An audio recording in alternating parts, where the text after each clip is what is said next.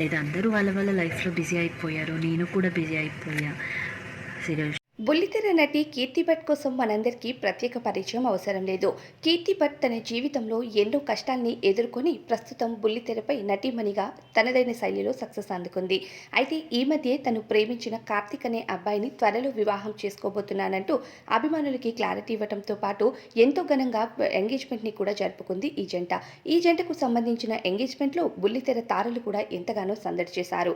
అయితే కీర్తి భట్ వివాహం ఎప్పుడంటూ అభిమానులు ప్రశ్నిస్తూ ఉండగా కీర్తి భట్ మా వివాహానికి టైం పడుతుంది, మేమిద్దరం ఒక అగ్రిమెంట్ పైన ఉన్నాము, ఆ అగ్రిమెంట్ పూర్తవగానే ఇద్దరం వివాహం చేసుకుంటామంటూ తెలియచేయడంతో పాటు ఈ మధ్య స్నేహితుల్ని ఎవరిని కలవట్లేదు, ఎందుకని ఒంటరిగా ఉండటానికి ఇష్టపడుతున్నారు అని అడిగేసరికి వాళ్ళంతా వాళ్ళ లైఫ్లో బిజీ అయిపోయారు, నా లైఫ్లో నేను బిజీగా ఉన్నాను అంటూ చెప్తూ అభిమానులకి క్లారిటీ ఇచ్చింది.